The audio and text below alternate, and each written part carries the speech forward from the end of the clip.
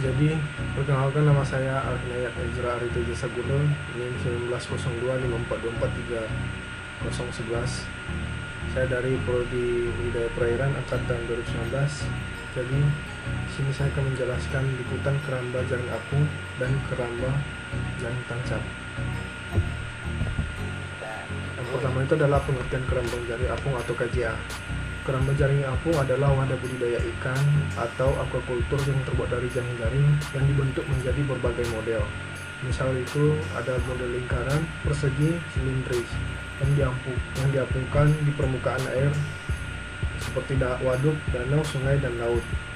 Dengan komponen antara lain kerangka yaitu pelampu, dengan komponen antara lain yaitu kerangka, pelampu, jangkar, pemberat jaring, penutup kantung jaring, bangunan fisik untuk rumah jaga, dan landasan jalan inspeksi beserta dengan peralatan pendukung lainnya. Di sini adalah sumber jurnalnya, itu dengan judul penentuan kriteria lokasi keramba jaring apung KJA offshore di perairan Provinsi Jawa Timur.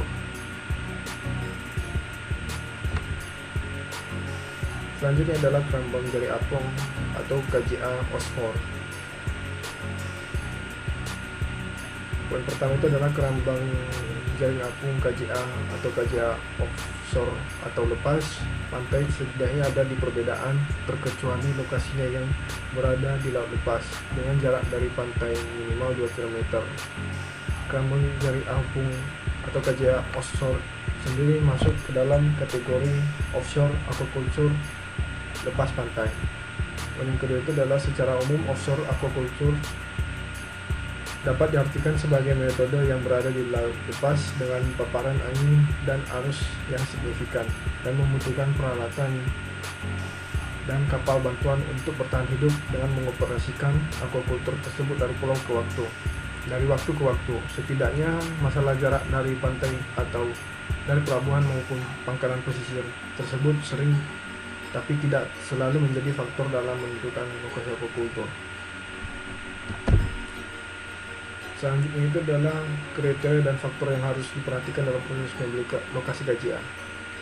Itu seperti pada tabel, jadi kriteria yang berhubungan dengan ikan, selain itu kriteria berhubungan dengan keramba, dan peraturan dan logistik.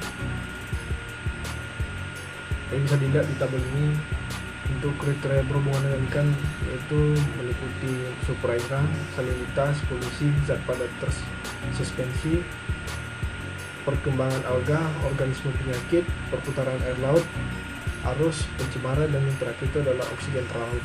Untuk kriteria yang berhubungan dengan keramba itu mencakup kedalaman, gelombang, dasar laut, arus, pencemaran, dan juga polusi. Jadi untuk peraturan logistik itu meliputi peraturan akses keamanan, jarak dengan pasar, hak kepemilikan tradisional, proses izin sewa.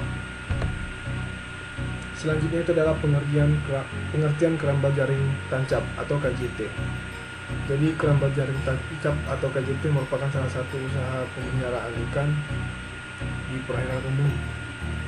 Keramba jaring tancap atau KJT atau Fish Net Cat adalah sistem teknologi budidaya dalam wadah berupa jaring yang diikatkan pada patok yang menancap ke dasar perairan. Keramba diletakkan di perairan yang sempit serta tidak begitu dalam, misalnya pada sungai-sungai kecil atau saluran air yang lebarnya tidak lebih dari 2 meter. Selanjutnya itu adalah sistem keramba jaring tancap. Jadi keramba yang ditancapkan di dasar perairan. Jadi keramba ini adalah keramba yang ditancapkan di dasar perairan. Keramba yang ditancapkan di dasar perairan dibangun dengan cara menancapkan ujung-ujung kerangka keramba ke dasar perairan. Dengan cara seperti ini diperoleh keuntungan ekonomis karena keramba yang dibuat tidak perlu lagi diberi dasar dari bahan kayu atau bambu. Ini adalah sumber jurnalnya. Jadi dengan judul karakteristik usaha mandiri budidaya ikan nila pada keramba jaring tancap di desa Eris, Kecamatan Eris, Kabupaten Minahasa. Selanjutnya adalah keunggulan metode keramba jaring tancap. Yang pertama itu desain lebih mudah dan efisien dalam pembuatannya. Yang kedua itu dana yang diperlukan untuk membuat keramba juga tidak perlu terlalu besar karena tidak memerlukan pemberat ataupun pengapung yang biayanya mahal. Yang ketiga, pengoperasiannya mudah. Yang keempat, produktivitas lebih tinggi. Dan yang terakhir adalah tidak memerlukan kedalaman air yang terlalu dalam seperti keramba jaring apung. Jadi selanjutnya itu yang terakhir, faktor yang mendukung keberhasilan dalam keramba jaring tancap. Yang pertama itu adalah keramba jaring tancap yang harus diperhatikan pertama kali adalah debit air dan arus air pada kolam atau rawa tersebut. Pemilihan lokasi untuk usaha budidaya ikan perlu dipertimbangkan karena tidak semua sungai dapat dijadikan tempat usaha budidaya dengan keramba jaring tancap. Poin yang kedua itu adalah sumber air adalah faktor utama dalam keberhasilan melakukan usaha budidaya.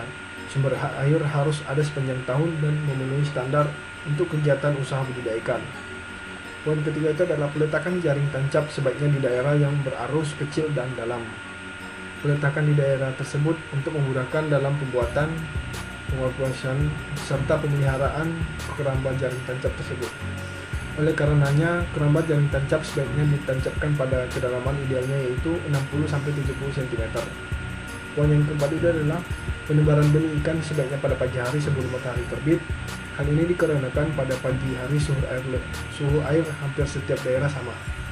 Poin kelima itu adalah pemanyanan ikan dilakukan dengan cara mempersempit ruang gerak ikan di dalam kantong keramba. Hal ini dilakukan dengan cara salah satu sisi kantong keramba dengan sisi lainnya dirapatkan. Diberi biofilter sekitar keramba agar zat-zat beracun dan amonia pada air dapat berkurang. Pemberian biofilter dapat berubah eceng gondok. Dan poin yang terakhir itu adalah melakukan monitoring kualitas air 1 kali seminggu serta melakukan sampling untuk mengetahui kelihatan ikan, sehingga apabila dapat monitoring dan sampling diketahui ada penyakit dan kualitas air yang dapat membahayakan ikan budidaya dapat dicegah.